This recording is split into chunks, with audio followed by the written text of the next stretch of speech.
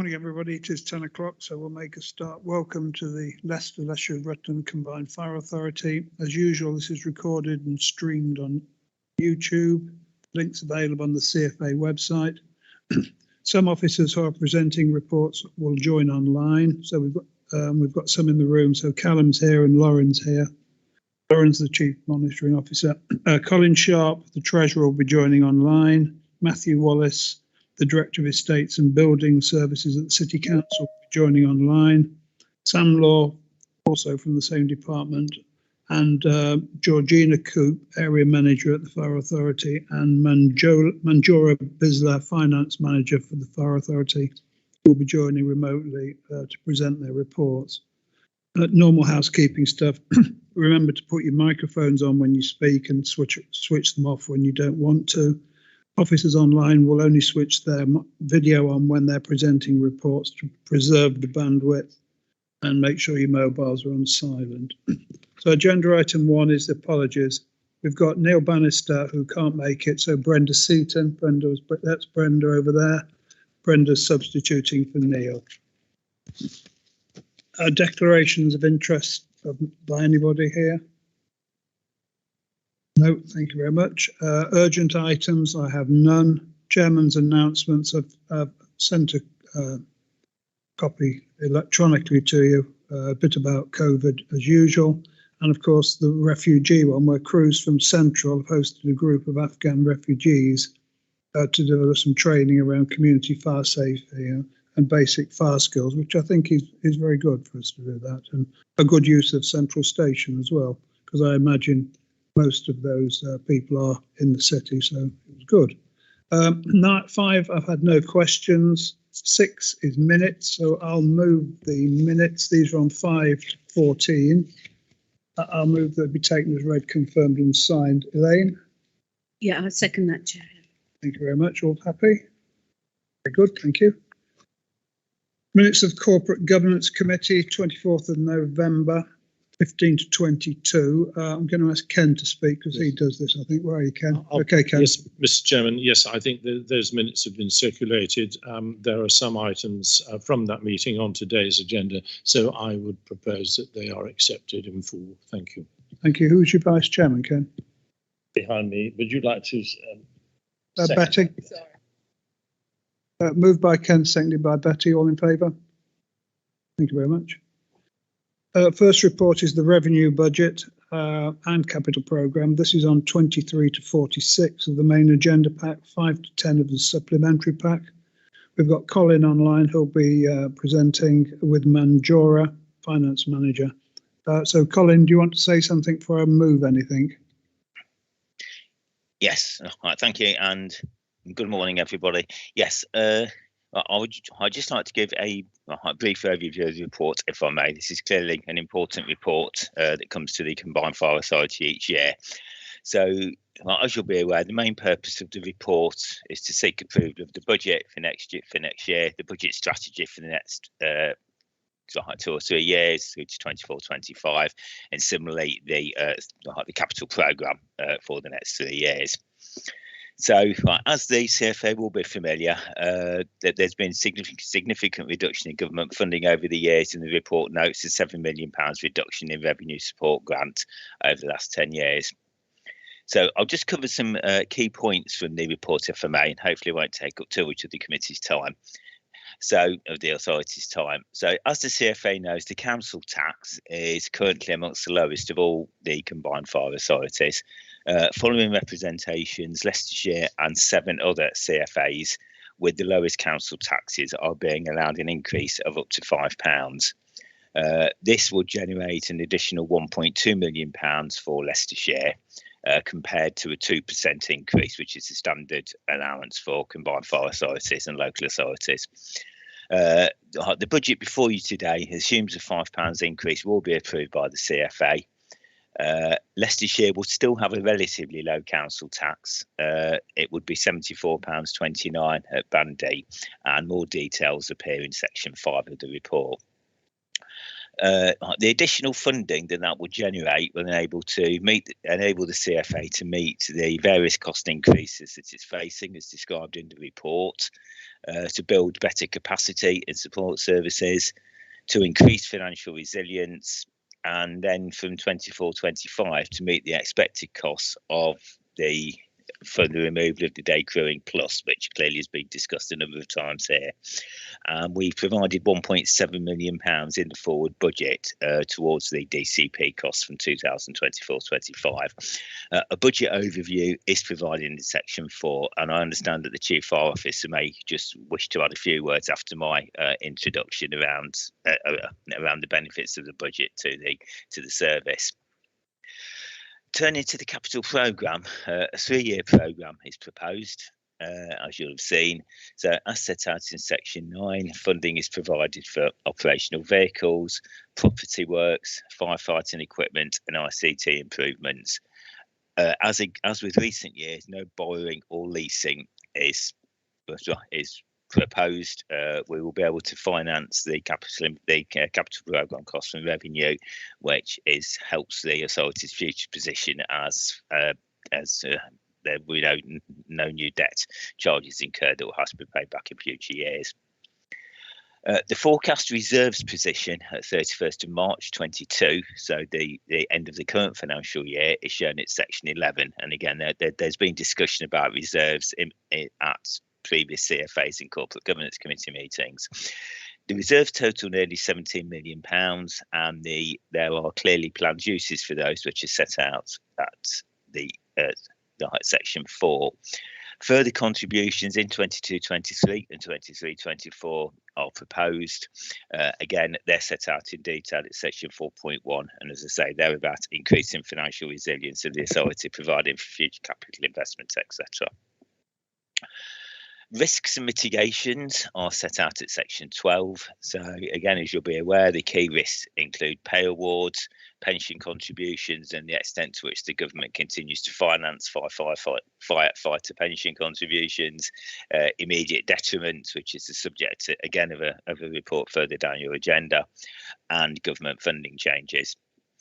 We've also included key mitigations, some of which I've alluded to already. So a planning provision or contingency in each of the year's budgets, funding capital spending from revenue, a strategic approach to the operational estate, again, has been discussed previously, and increased general reserves, particularly as a provision against any strike action or sort of large unforeseen costs. The report also provides as appendices other matters requiring the approval of the CFA. Again, you'll be familiar with these. So these include the Treasury strategy and prudential indicators, the capital strategy and the scheme environment. These are essentially the same as in recent years, so I don't propose to go through those in any level of detail. I would just draw to your attention the equalities implications, which are set out at section 16. These focus particularly on the proposed council tax increase and its potential impact on low-income residents across the city, county and Rutland. As I said, we are proposing in this report a £5 council tax increase. That is just over 7%, and therefore we've ensured that the equalities section covers this so that members of the CFA are aware of that when taking a decision. Just to conclude then, all of the recommendations are detailed at section 3 in the report circulated with the main agenda pack, and then formally in the full resolution document that was circulated yesterday following Manny and the finance team having received all the various council tax and business rate details from the district councils. So thank you. That concludes my presentation. I'm happy to take any questions. And as I mentioned, I understand that Callum may wish to add a few words. Thank you, Chair. Thank you, Colin. Callum? Thank you, Chair. Thank you, Colin and Manjura, for producing the budget. I recognise that we're asking quite a lot in as much as £5 being put on the Band D council tax, and I recognise our communities are facing some challenges at the moment. But I do really want to emphasise what that would mean for us as a fire and rescue service and the benefits that would bring us. It enables us to maintain and in some cases be able to improve fire cover for our communities as we come away from Day Crew Plus, which is a very different situation that we would have been facing without the money. And it also enables us to add some really important roles into the organisation to develop and support our excellent people to really be able to kind of reach their full potential and give as much back to the community as possible. I've used this word and I don't use it lightly. It's a real game changer for us, and it will enable us to get really on the front foot to take us from what I believe to be a very good fire and rescue service to an excellent one. And I would ask for members' support in achieving that. As Colin's alluded to, we are very much in the lowest quartile, bottom 2 or 3 funded fire CFAs in the country. Even with this £5 council tax increase, we would still remain in the bottom quartile. So it's very much needed for us to improve our service. But obviously, that's a discussion for the CFA. Thank you, Chair. Thank you, Colin. I'll formally move the recommendation, so we've got something to people to speak to. They're on numbers A to K. Elaine? Yeah, I'll second that, Chair. Thank you. Now we'll take any questions or any views. So we'll start off with Bill, and then we'll do you. So Bill first. Thank you, Chair. Yes, I understand the situation the fire authority is in. However, what lobbying has been done to central government from the negotiating body to increase the amount we get from central government? We keep asking our residents to pay more and more council tax year on year, but I don't see that central government's coming to the plate and giving more back to local government and to fire authorities. So I think it's important that we do lobby them, and I'd like an answer on that, please, what the negotiating body's doing and what answers they're getting, because we can't keep going on asking more and more from residents. Somewhere, the government's got to come up with some money somewhere to help us all out. Thank you. Thank you, Bill. Callum, can you help? Certainly, Chair. It's a very good question, Councillor. I know from my involvement with the National Fire Chiefs Council and indeed the National Joint Secretary, so that's both employers and employees representatives at the national level, have been lobbying government for a number of years now to review the funding arrangements for the fire sector across the board. We have been promised for a number of years now as there will be a fair funding formula review.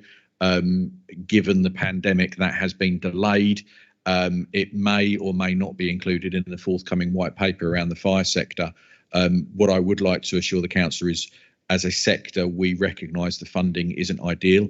And as we sit here in the fortuitous position of being able to raise the council tax, a lot of other authorities who are facing similar difficulties aren't. And that doesn't necessarily represent a fair funding settlement. So certainly from the employers and employees' national point of view, the lobbying is going on. But what I don't have is an answer of when that funding review will be consulted upon and implemented. Thank you, Chair. Indeed. You've heard that message before, Bill. Sue? Thank you, Chair. My question is regarding the impact of the tax rise. And we have figures that it represents about 10p a week for those in Band D properties, 19 pence a week for those in the highest band properties.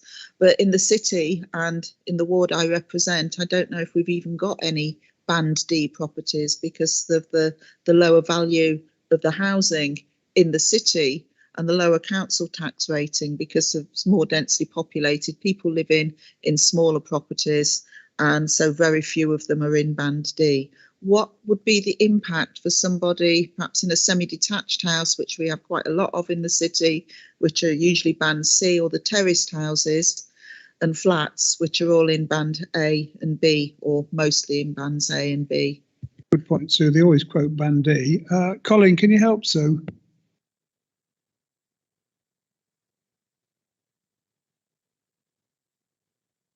Colin, she wants to know Bands A to D, so do you know? It is in the figures, Chairman. Yes, Chair. I'm just looking for I'm just laying my hands on I'd like the figures for you. Paul's laid his hands on the figures.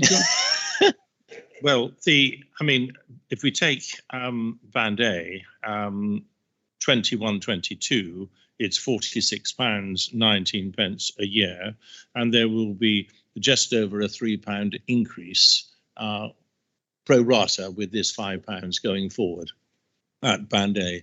So you're looking at 49.52. So it's from 46.19p to 49.52. But I think, Colin, you will confirm that. Yes, yes, that's correct. That will be about £6 per week. and then it will work its way up the band. So I haven't got the exact numbers without getting my calculator out, but it will be around the 6 pence a week, like 8 pence a week, 9 pence a week, 10 pence per week up to band D, and then obviously moving up through the bands to 19 pence a week. As High Councillor Barton says, certainly in the city, about 95% of properties are within bands A to D.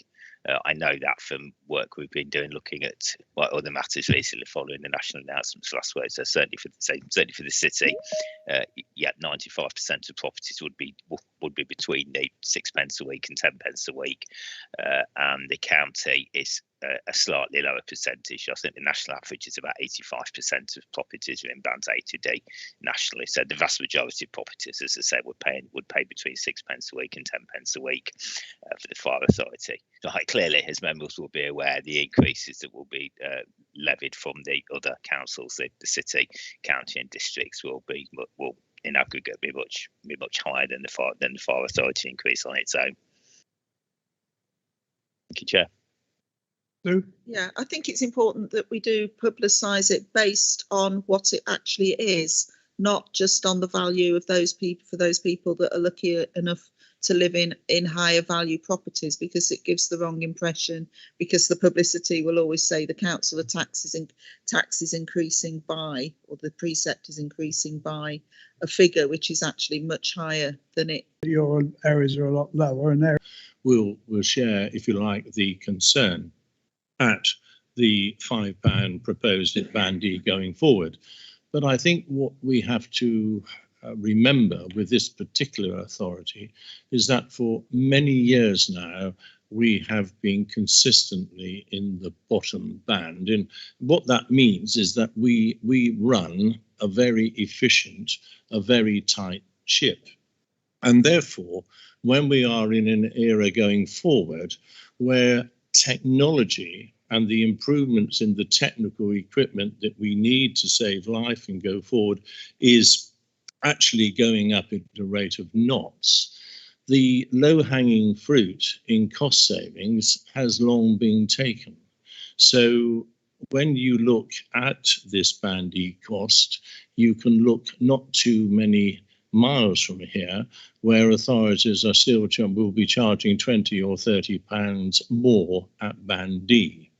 So whilst there is a regret at applying £5, I think it's sorely needed by this authority to improve, as the Chief has said, our capacity, our resilience, the way we actually go about saving lives in this hugely important area. So I think that's a consideration that we need to make. I'm sure when we applied for this additional dispensation, as you were, as one of 8 authorities in total, that was also considered very carefully before it was allowed. And I think that should give us some confidence. And we will still know going forward that we are a very efficient authority, and that will in fact allow us to be more efficient going forward in the form of life saving. And that's why I think certainly I will be supporting and voting for this. Thank you. I think that was a good summary of why we're all supporting it, Ken. And of course, the advantage is it does build it into our base for future years. So it was moved by myself and seconded by Elaine. Can I have a show of hands in favour, please? Oh, so who did? Brenda? Oh, hang on. I missed Brenda. Sorry, Brenda. I also apologise because I did then put my hand down. It was really just to explain why Band D is always quoted. That's the base 100% of the tax, and from that it goes up and it also goes down as well. So Band D will always be quoted. But going to 9 pence a week, we have to be careful of that because a lot of people pay their council tax 10 months. And I mean, I know when I was a young mother and I used to look forward to the 2-3 months, and which aren't free, obviously. So we have to be careful that it's not 9p. It is a little bit more than that on the monthly, but not on the annual. So thank you. Thank you for that, Brenda. So we'll have to vote again. All in favour, please show. That's unanimous for you, Callum. Well done. Okay, let's move on now then. So item 9 is an update on day crewing plus, and it's 47 to 54, and it's you, Callum. Thank you, Chair. I'm sure members will recall this long-running issue that's been in the authority for quite a while now. We provided a last update to members back in September of 2021 via a workshop where we presented a number of, 4 options of how we could potentially withdraw from DCP and maintain as much operational response as possible to our communities of LLR. Those options were based on what we had available at the time and certainly the financial constraints that we were under at the time. As we've just discussed with the budget paper and now the subsequent approval for the council tax, that does change the parameters quite significantly for what we can do to maintain that crucial fire cover. So I tasked ACO Paul Weston to reform the shift working group once we became aware of the £5 flexibility to consider some different options. The working group is convened of both fire service managers and officers, the Fire Brigade Union and Fire Officers Association representatives. They went back and recrunched the numbers, and I'm really happy to say on page 52, Appendix B is a new option that we would consider as a service to be the preferred option moving forward. The summary of the changes of that option are contained in Appendix C, page 53. But in summary, it would see during the daytime an increase of a tactical response vehicle at Weston, but that would be deployed out in more rural areas of the county. It would add both on the daytime and the nighttime an additional on-call fire engine at Loughborough. And then at night, the TRVs from Loughborough and Weston would move over to Castle Donington to maintain a 24/7 response at Donington. The really positive parts of this, and it's funny that the positive parts are the bits that we don't notice anymore. There would be no reduction of fire cover in the city. There would be no degradation of strength of weight of attack for high-rise firefighting and for large significant incidents. Fire Brigade Union have indicated a positive response to this and would support us in introducing that. So ultimately, following on from the budget meeting, I would suggest that we ask the Fire Authority to note and approve this preferred option to include that in the public consultation in the IRMP process in 2024. So I'm not technically asking for a decision on the shift system or the introduction of this model, but for us to include that in the IRMP consultation, as it would necessitate a change in service delivery. Therefore, we do need to consult with the public. Happy to take many questions, Chair. Thank you. Good. Well, before we do questions, I'll formally move the recommendations A to C. Elaine? Seconded. I'll go to Barry first. Thank you, Chair. Just for clarification, we just discussed the £5 increase raising 1.2 million.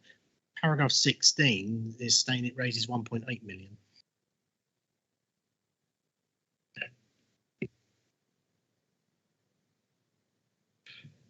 That figure, in fact, Paul, would you like to answer it as you just prompted me with the answer? Yeah, thank you, Chair. Thank you, boss. The money included within the paper includes the actual money that we previously identified from savings across the board to actually increase and invest in. I think you've handled most of the negotiations on this, haven't you, Paul? I think you've done really well. And I imagine when we consult that you'll like it. And I bet a lot of other fire authorities end up copying your work, Paul. So. With no other speakers, so moved by myself, seconded by Elaine. All in favour, please. Thank you. Unanimous again. Well done, Paul and Callum. Some normal stuff now. Pay policy statement 55 to 70. Over to you, Callum. Thank you, Chair. Relatively short paper. It's a requirement for the CFA to publish annually the pay policy statement. The contents of this paper and the appendix on pages 59 to 69 will meet that requirement. It's a fairly transactional paper, but happy to take any questions if there are any, Chair. I'll formally move it. Elaine? Seconded, Chair.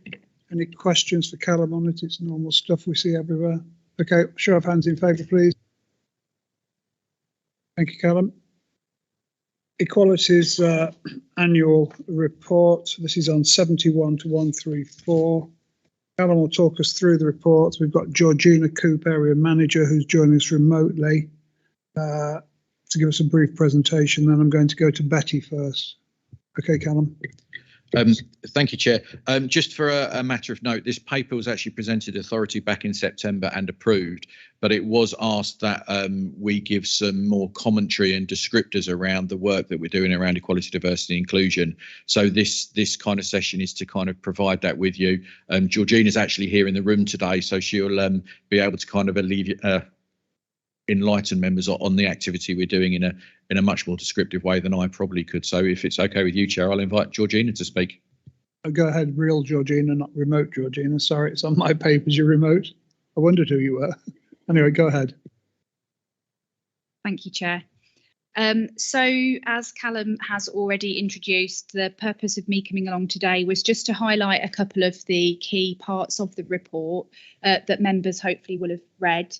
To highlight some of the activities that we have taken during the period of reporting, but also subsequently and are now looking at the moment. And then, where possible, answer any questions that any of the members have.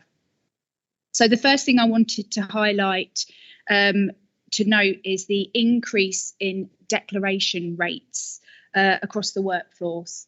So that is not just existing workforce, that's our people joining us and people leaving us. So why is increase in declaration rates important? Well, it demonstrates that anybody applying for a role within Leicestershire Fire and Rescue Service does not believe that there will be any detriment to the fact that they disclose any of their characteristics, which is a really positive move forward for us. We have seen a steady increase over the last 5 years of female operational recruits, although you will note there was a slight decrease in 2021. But overall, as a percentage, we have increased our percentage of females within Leicestershire Fire and Rescue Service. We have also seen an increase in BAME from 5.8 to 6.1 over the last year. So now I just wanted to go on and just highlight some of the things that are included in the report that we've done that are really positive. So the first thing I wanted to mention is we introduced a values and behavioural competency framework into our recruitment processes. And we now make it mandatory that all recruitment processes include an EDI question. And if our applicants do not achieve a satisfactory score on that question, their application would not be progressed, or the interview would not be progressed.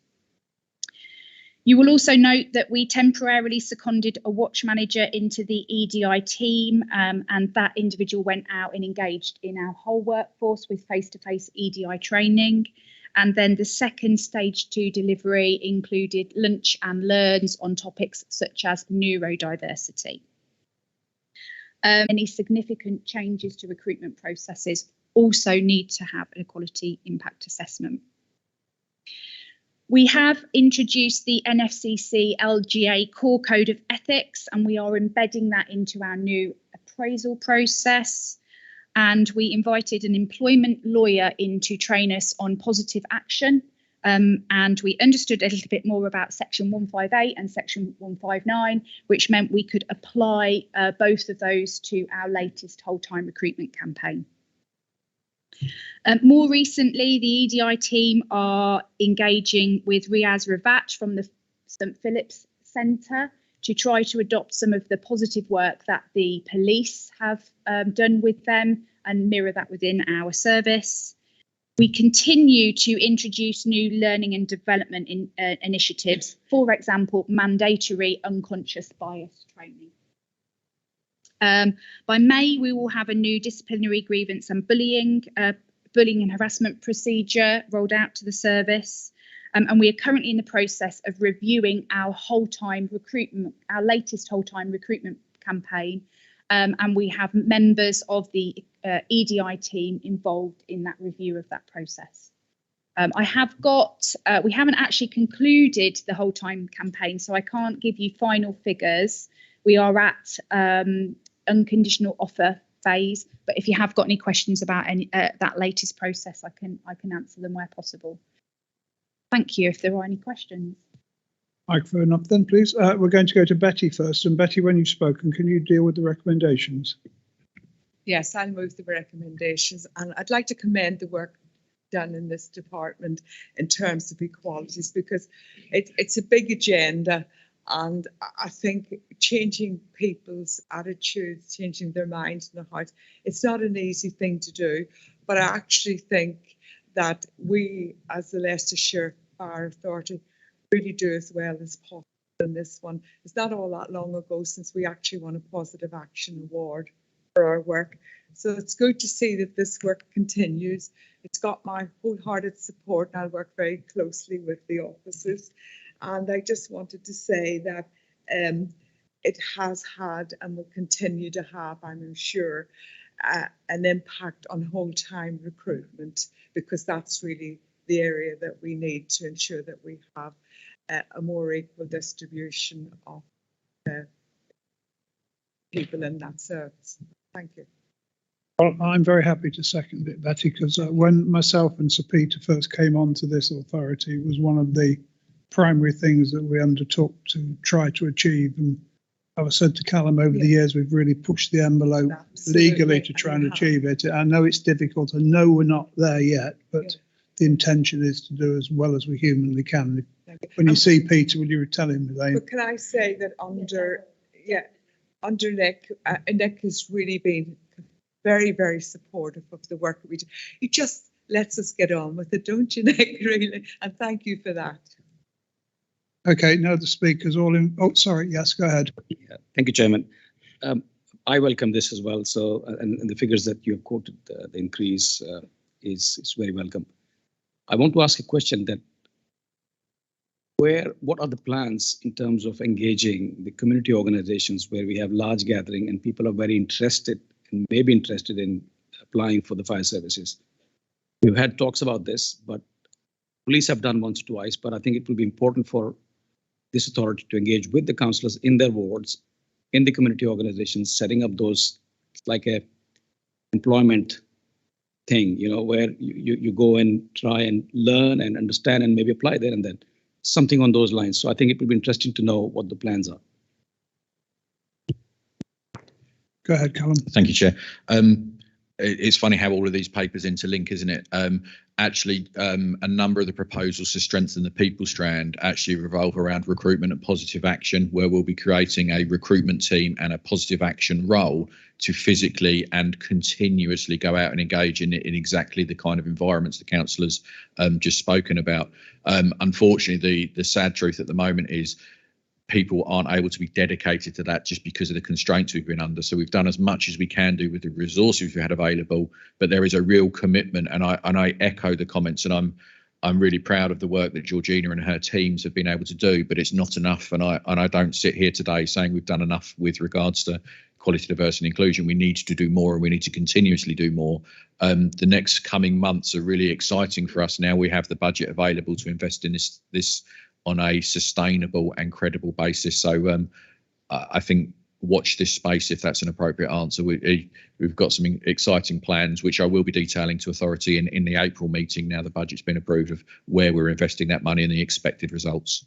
Have I called it all, Georgina, or would you like to add anything? I was just going to add one final point. You mentioned the police. So that's where, as I say, Riaz at the St Philip's Centre is really going to support us.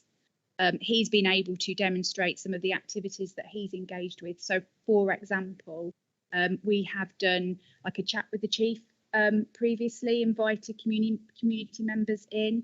He's really supported the police with that activity, and I believe now it's invite only, and it's a very much a desired ticket. So we're looking to replicate that within the Leicestershire Fire and Rescue Service. So we're really using his speciality to help us build in that area. Okay, moved by Betty, seconded by me. All in favour, please. Thank you.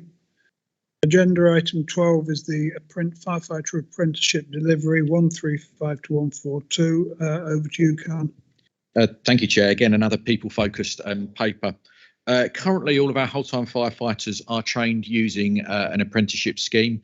We commission that apprenticeship scheme, and that's delivered through the Fire Service College, which enables them to draw down the apprenticeship levy rather than us. It's still a cost-effective way for us to deliver training, but we are now keen to become a accredited apprenticeship deliverer ourselves, which means we could train our own recruits in our own facilities, our own equipment with our own instructors, but also draw down the apprenticeship levy, basically making it a self-sustaining project that will be funded through the drawdown from the levy. It's an exciting prospect for us to be able to deliver our own recruit training, particularly if we are able to further our learning and development centre at hopefully a quicker rate of knots. The paper kind of describes the route that we're looking to do that and how that will be sustainable. So we're kind of looking to inform the authority of our intention to do that and the reasons behind that. In the future, that may open the opportunity for us to deliver training for other fire and rescue services and increase the levy drawdown, but that isn't the driver behind this. The real driver is it's probably the most cost-effective way for us to deliver training for ourselves, but also to deliver a high quality of training to our new firefighters and recruits. We have over the previous few years been recruiting increased numbers of staff, and that is likely to continue for the next sort of 3-4 years due to a number of impacts around ageing workforce and potential implications of the pension scheme.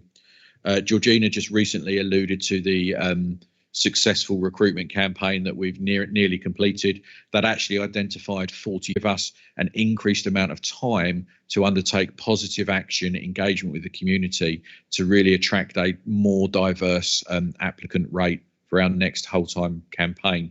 But I am conscious that would need a fire authority approval to approve that, and I'm conscious that hasn't been put into a recommendation, so that maybe that might be something we discuss, Chair. But ultimately, I think the apprenticeship scheme that the paper is centred around is actually a really good step forward for us as a service. It's cost effective, but more importantly, it will enable us to train our own recruits to our own, quite rightly, high standards. Thank you, Chair. Thank you. Well, we've got the recommendations which are on the paper, and you have discussed recruiting the other 13, well, up to 13, because some will have already got jobs with me as chairman. I understand you've spoken to the Labour group and they're happy to go along with you as well. So I'll have a go adding that as another recommendation that you are approved to appoint up to the other 13. I mean, it's only really ahead of schedule because we all know when we, as councillors, we're told everywhere where there's staff shortages in truck drivers, waste disposal, kitchen staff, that, you know, there's a real shortage of staff anywhere. So I think it would put you in a good position if we add that you can appoint up to the other 13 which were appointable in your description. Elaine, can you add something? Yeah, I think that's a very sensible recommendation, and I think this is a really, really positive way forward as well. I love that whole idea of the homegrown, and you know, and it's about local knowledge and stuff like that. So I'm really happy to. Thank you. I'll go in order of what I've seen. So I saw you first, Joe, then you, Sue, then you, Stuart, wasn't it? Yeah. Okay, Joe. Thank you very much. I'm very appreciative of Karen's summary there, and certainly I look forward to Leicestershire providing apprenticeship schemes for other authorities in the future, and we'll encourage that at all times. And but also the sensitivities of 13 extra, Chair. Given we've approved a £5 rise, 9p a week, 6p a week for A's, I'm just slightly concerned about the sensitivities. Perhaps Callum would like to comment on that, please. Thank you, Councillor Wilson. And it's a very, very valid perception that we need to be sensitive to. I think we have to take a slightly longer term view around the establishment of the organisation and the pressures that we're under. The potential move away from Day Crew Plus will see us increase the establishment, not reduce the establishment. The pension pressures that we're facing as a sector, and in fact we come on to talk about that in one of the papers, is likely to see an increased number of people retire from the service slightly earlier than we may have expected. The ability for us to deliver and maintain a frontline operational response obviously is crucial for us as a service. And this gives us an opportunity and some breathing space to meet those unprecedented challenges or unpredictable challenges, maintain the service delivery, but also put us in a enhanced position to come away from DCP. So I think it's probably more of a strategic move to increase the establishment now to make sure we yield better results from the upcoming recruitment campaigns around positive action, to make sure we meet all of the pressures around the workforce, and the diversification of it. So I think the point is really valid and really real. I would like to suggest that this is a better investment for us as a service as well. Whole-time recruitment campaigns take a phenomenal amount of time, energy and resources from the service. To have 13 extra appointable candidates is a really good position for us, and it means we will yield the best return out of investment on the whole-time recruitment campaign we've just run, rather than asking people and taking the time to interview people that we've already deemed appointable. So I'm sensitive to the point. It's a very real point. I do think there's a strong business reason to continue with the appointment of those up to 13 people, to really yield the investment out of the whole-time campaign. Thank you, Chair. Very good, thank you. Sue, you were next. Thank you, Chair. My question was really about the apprentices themselves, because we've just had the equalities report, and I wondered what the sort of composition or the diversity of that group were.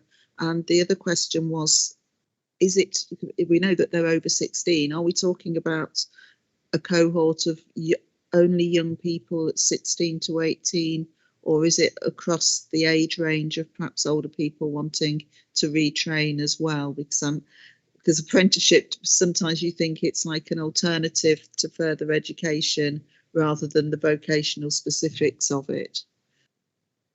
I will hand over to Georgina around the specifics of the intake, but I think it's apprenticeships are commonly thought of 16-year-olds coming out of college or furthering their career. I will assure you the age range is very vast and very all-encompassing. It ultimately, they go on the same training course, and as long as it is new skills to them, we are able to draw down on the apprenticeship levy, irrespective of their age or their background or previous employment. The only issues where we can't draw down on the levy is if they have previously been firefighters, then it's not a new skill, and therefore we have to train them in the traditional way. Georgina will probably be able to give a much better explanation around that and the diversification. So with your permission, Chair, I'll invite Georgina. Thank you, Chair. I think and it's a really good point, so I probably should have put it in the paper, in that we take on everybody under the terms and conditions of a normal employee. So we don't recruit them as an apprentice and put them on an apprenticeship contract. We take them in under the standard terms and conditions and then take them through the apprenticeship development programme. So what does that do? Well, the training programme that the apprenticeship offers would be the same content, regardless of whether it was an apprenticeship or just delivered as the firefighter development programme. The advantage for the apprenticeship is they end up with a level 3 qualification at the end of the apprenticeship, which is a recognised now national qualification that's transferable between fire and rescue services. But to the apprentice, they are on the same terms and conditions. They're receiving the same, mostly the same level of training. They just end up with a level 3 qualification at the end of it. So we run a normal recruitment campaign. We make it very clear within our publicity that they will be going through an apprenticeship programme, but we will offer them the same terms and conditions as any normal employee. Thank you. Who was next? Stuart. Just briefly, Chairman, to say that this is something I'm very keen on. I'm happy to support. Very good, Stuart. Very positive. Okay, so we've got the recommendations with the additional that Callum can recruit up to 13. Some of them will have probably gone by now, but are we all in favour? Perfect. Unanimous again, Callum. You're doing well today. Viability of commercial workshops. This is 143 to 158, and it's you again, Callum. Yeah, thank you, Chair. Previously, the Combined Fire Authority had asked the officers to review the workshops provision. That is, we currently hold an internal provision to service our own fleet. That review was undertaken and presented to the CFA in 2019, which showed the internal provision was very cost effective and significantly better than outsourcing that. So we've continued with that. as part of that, the officers were asked to go away and look at the potential for commercial viability for us to outsource our services to other companies and provide their fleet and maintenance provisions for them to generate revenue for the CFA. This report, and particularly the appendix, investigates the viability of that. In summary, on the face of it, there would be a small amount of revenue that could be generated over a 2 to 3 to 4 year period, and some investment required in those years to get us up to that mark. But also it evaluates the impact and the time and resources taken from but wanted members to be cited on that and comfortable with that decision. Thank you, Chair. I agree with you, Callum. Let's be the best fire and rescue service rather than fire and rescue service and vehicle maintenance. So I'll move the recommendations. Eileen. Eileen, it's not the first time I've been called Eileen. Come on, Eileen. Yeah. I know. Yes, I support that, Chair. Any questions for Callum, or shall we go straight to vote? All in favour? Thank you. Firefighters pension scheme age discrimination remedy update 159 to 164. Colin's going to tell us about it, but hopefully not the same detail as you did last time, Colin. You're a real pensions anorak. So if we assume we've read most of it, Colin. Oh, sorry, Yeah. Beth. Sorry, hang on 1 minute, Colin. I've got Brenda. I'm not sure whether I have to or not, and completely forgot to do it previously, but I did work for the fire service and I do draw a pension. And seeing as though the next one has got the word pension in it and age, I thought I'd better declare an interest. Okay, we'll take some advice from Lauren. What do you think, Lauren? It's safe to just note it. You're not going to make a meaningful difference to it. Thank you. Colin's going to tell you at length why we're not going to make a meaningful difference to it. Okay, Colin, over to you for your abridged presentation. Okay, thank you. Your high point taken. Yes, and I certainly won't speak at the length that I did at your last meeting. Yes, well, as like the authority would have read, the purpose of this report is to provide an update concerning developments since your last meeting on immediate detriment, and to seek your approval to offer personnel approaching retirement the option of an immediate detriment remedy. So just to precede the report, you'll recall that the LGA and FBU reached an agreement on how fire and rescue authorities could proceed ahead of legislation coming in over the next couple of years. I presented a report to the last CFA meeting that recommended that agreement be adopted locally, but just days before the meeting, the Treasury nationally pulled the rug from under the feet of the sector by issuing revised guidance and comments. So therefore, my recommendation changed at the meeting, as you'll recall. The CFA did not adopt the new agreement and also agreed to pause any further immediate detriment processing. Regrettably, there's been no further national progress since your last meeting, to the sector's great disappointment. And this has led to fire and rescue authorities taking different approaches, as described in the report. Callum and I have discussed how Leicestershire should best be advised to proceed. Our recommendation, as you'll see from the report, is that immediate detriment should once again be offered to personnel approaching retirement, and the reasons for that are set out at paragraph 17, which in essence is that the numbers approaching retirement are low. The potential cost of the authority in each case is about £25,000, but as I say, the overall numbers are low, and that's the maximum cost if the person joined the 2015 scheme in 2015, which a number of them did not. They tapered into it later. And also the ongoing potential for the FBU to back an aggrieved member taking an employment tribunal case through, and the report draws your attention to an FBU circular. I think the sector's view is that if that were to happen, an employment tribunal would find in favour of the retiring member, but we all know that the legalities around what we then do are sort of complex, hence why we keep having these reports. So, as I say, to conclude, really, the background, which I won't go through again, is set out from paragraphs 9 to 15 to remind the the committee members of what has happened previously and how we got to where we are. The recommendations are at section 2, as I say, the Chief Fire Officer and I would like to be able to now proceed with offering an immediate investment remedy to the small number of members that are approaching retirement over the coming months, and hopefully in a few months we'll get some better national guidance and legislation. Thank you, Chair. Any guidance would be a help. Joe, I understand you want to speak to this. And can you deal with the recommendations as well, Joe? When you First of all, I'm pleased to move the recommendation to ABC. Also like to thank Colin there. I mean, you did ask him to be economical in the introduction to this, and it's not quite as easy as you first think to be economical. This is a really complex matter, and there's no doubt about that. So well done to Colin for wrapping it up as quick as he did. But I have to say, as chair of the pension, it is disappointing. On the 2nd of December, we agreed to pause action, and there's been basically nothing really happened nationally at all. So we are where we are. It's a phrase I used to hate, but I find myself using it all the time nowadays.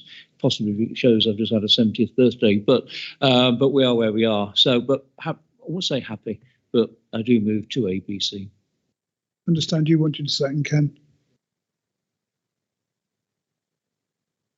Any questions from anyone on this rather difficult subject? No. All in favour, please show. Thank you for your work, Colin. I know it's dull, but you're doing well with it. Okay, agenda item 14, service delivery update, 165 to 170 on your agenda pack. Over to you, Callum. Thank you, Chair. I'll be relatively brief with this. With all the other issues that have been going on and the papers that we've discussed looking to the future and the big pressures on the sector, I think it's a useful update for members just to see that as a fire and rescue service, we continue to deliver well for our communities, and we continue to offer both prevention, protection and response activities in a ever increasing capacity. I quite happily celebrated the increase in productivity figures last time. Those are still very much in place, and if not rising.